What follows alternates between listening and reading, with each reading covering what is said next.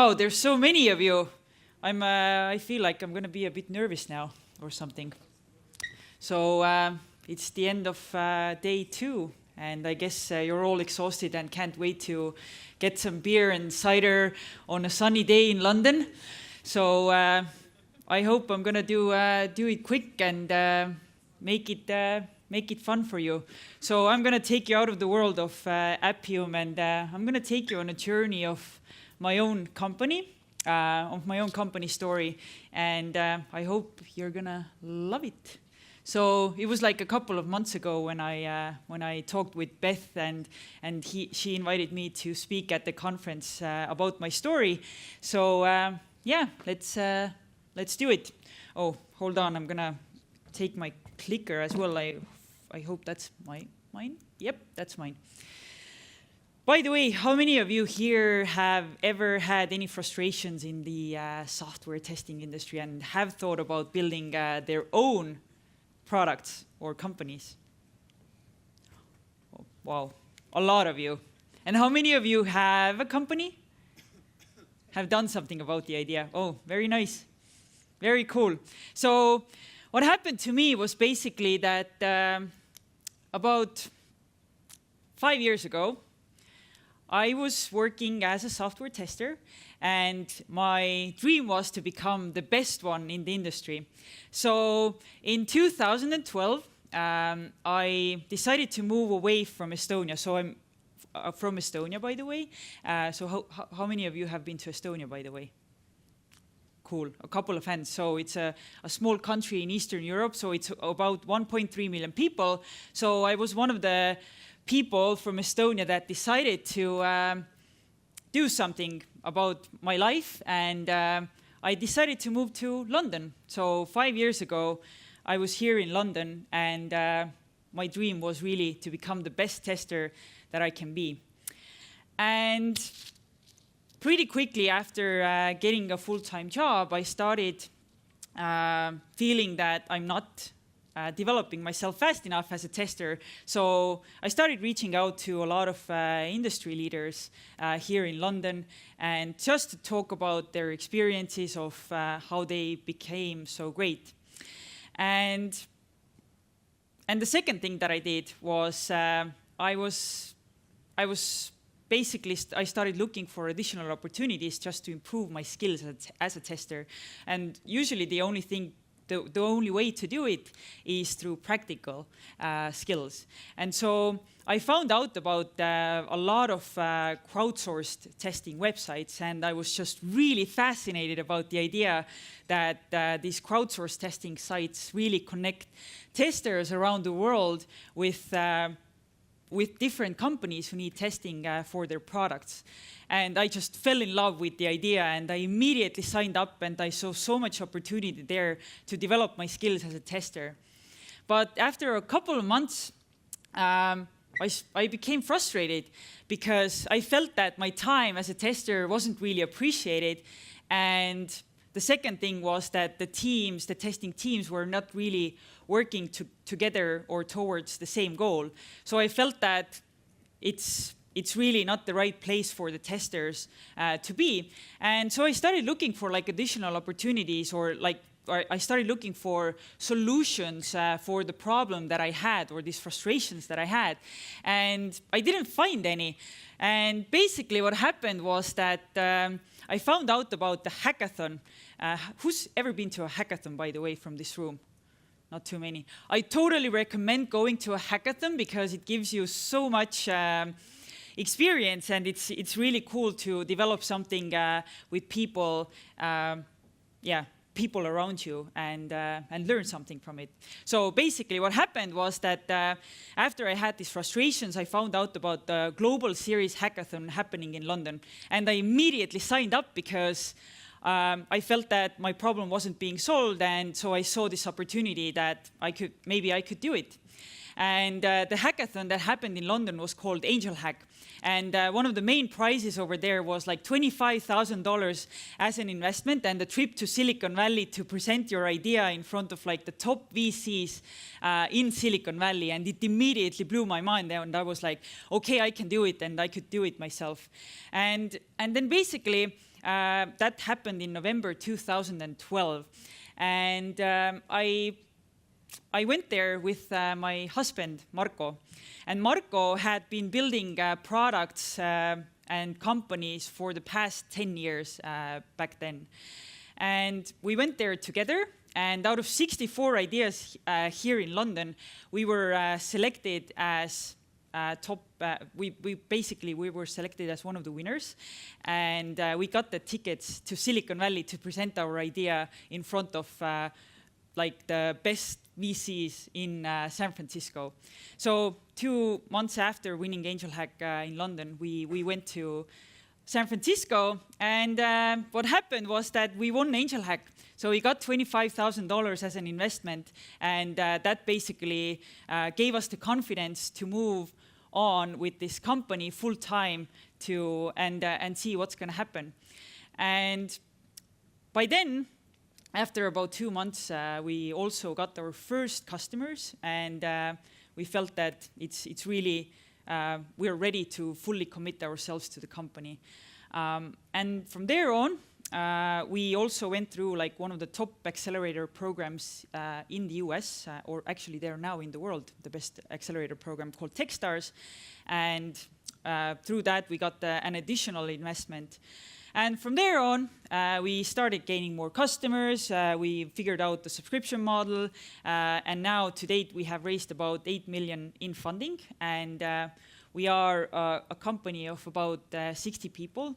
And additionally, we have a huge community of Test Lions. So we call our community members in Testlio Test Lions, as like my hair. We call them lions.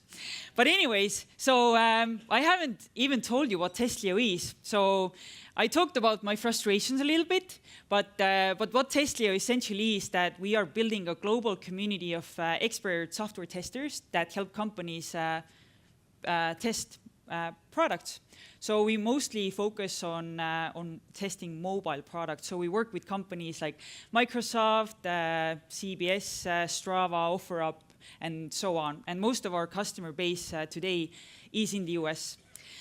But the journey, obviously, to date hasn't been easy, even though it might sound like, oh, everything sounded so simple. You went to a hackathon, you won $25,000, you got some more additional funding, and now you just spend it and figure out like what to do about the product, right?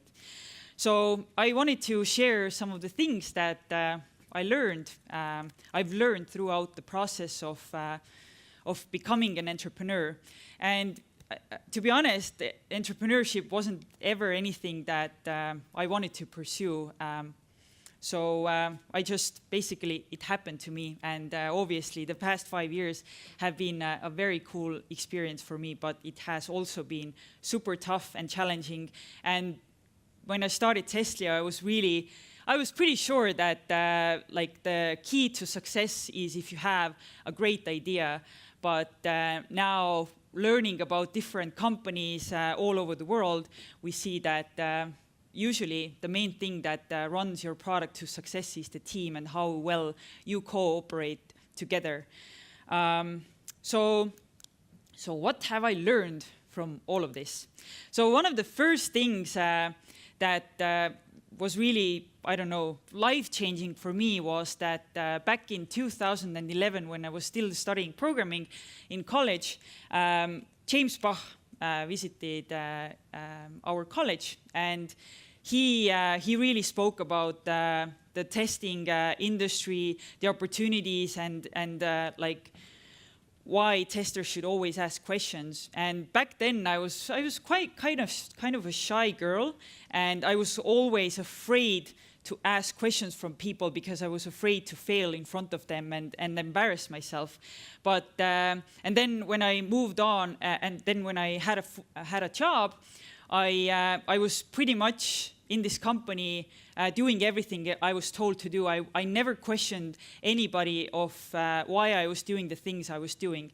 So, but one of the things that you learn when you learn during the entrepreneurship is you gotta ask a lot of questions and be curious and be eager to learn more from everybody around you, because that's going to take you very, very far. Then the second point is reaching out to and connecting with a lot of people. So I guess, the more people you gather around yourself, the more knowledge you're going to gain and the more insights you're going to get into your product that you can turn beneficial for your company. And so when I moved to London from Estonia, as I already told, I started reaching out to like a lot of people here in the industry just to learn from them and really see what they've achieved.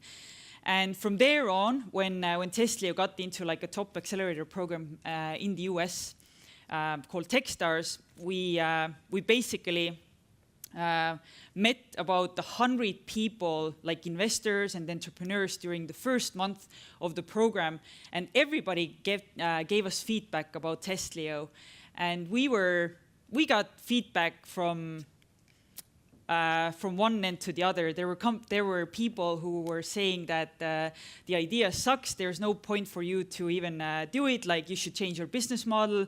Businesses doesn't scale. You need to be able to figure out like predictability model for the company. And so there were a lot of people that didn't believe in us. And then the second thing that I still remember really clearly was that when I was like, when we won AngelHack, I was so excited about like the future of the company, and I believe that like we are gonna be the next big thing here in the testing industry. And I reached out to like a lot of like entrepreneurs that I knew from Estonia, and like one of the entrepreneurs, for example, told me that some of the biggest crowdsourced testing sites, like you're never going to be able to compete with them, because they're already so far away from you, and they have teams of 500 people. They are generating about 100 million in revenue. Like, you're never ever going to be able to compete with them. And to be honest, like at first off, for a first-time entrepreneur, that was like really, really hard to take, because like you really start doubting in yourself whether the thing that you're doing is really the right thing to do. But we kept going, and I think one of the key things for me was that my co-founder Marko was like the rock by my side, as he had been building companies for 10 years without having any big success. He was like, well, everybody can think whatever they think, but you have to believe in yourself. You have to, like, if you're getting customers, if you're making your like people's eyes shine about the idea, then probably you're doing something right. And so you can't think that like negative feedback is bad for you. I think it's critical for you to develop your idea even further.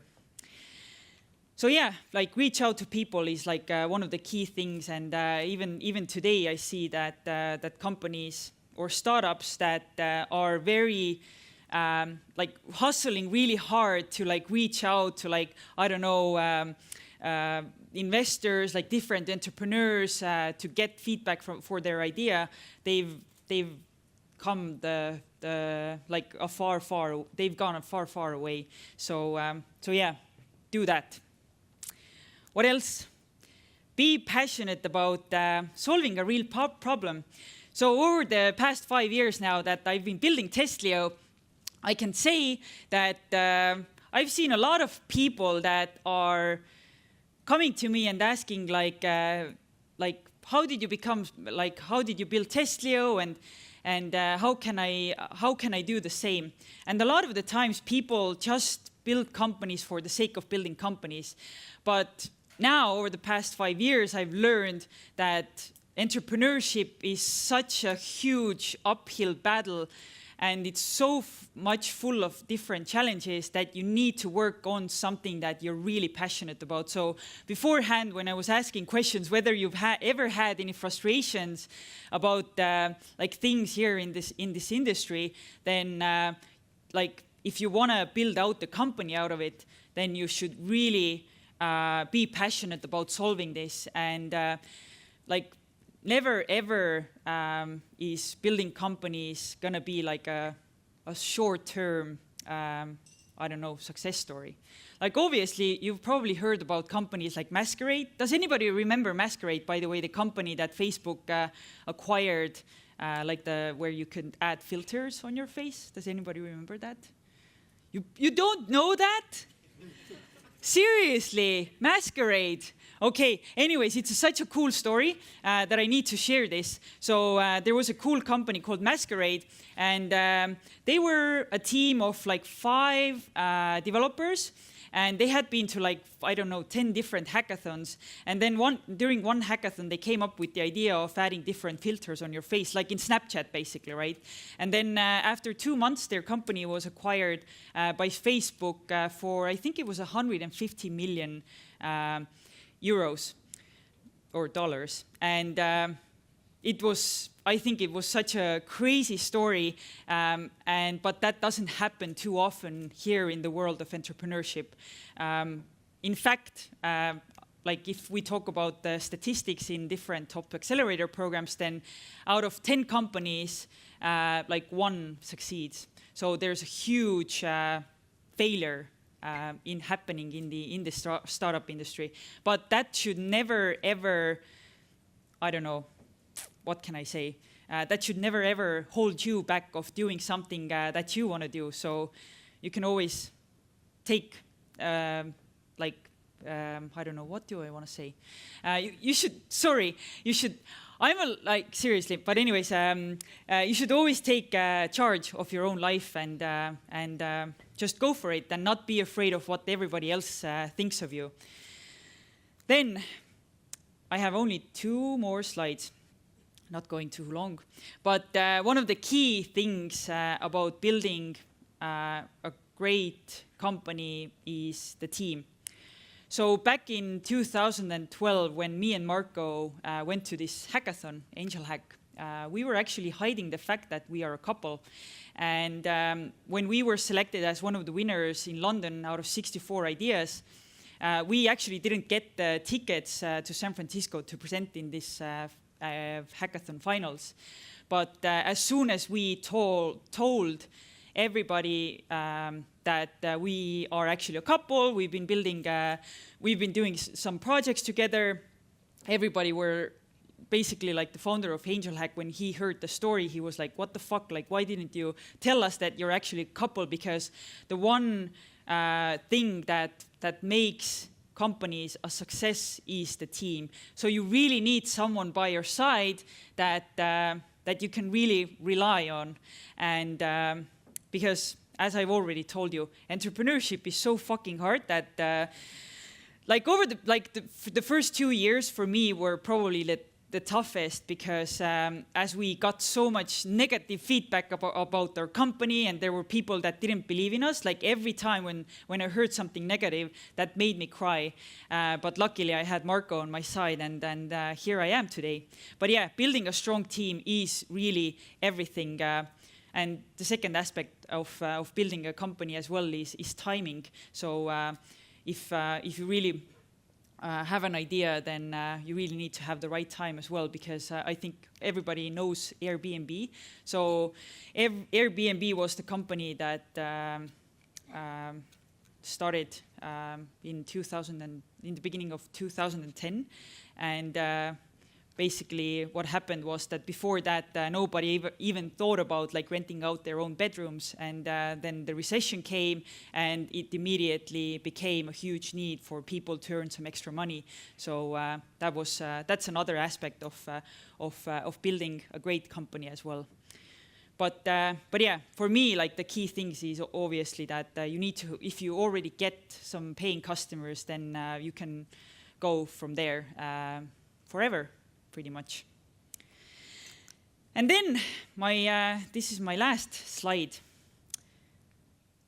which is, don't let the fear ever take you over, because as an entrepreneur now, I've been afraid like so many times, and I doubt in myself constantly. but the number one thing here is that you should never give up. And as far as you have a team, there are people who believe in your product, then you can go wherever.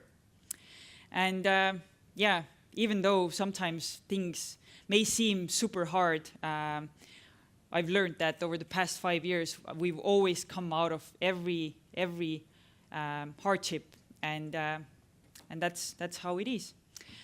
So I think that's it.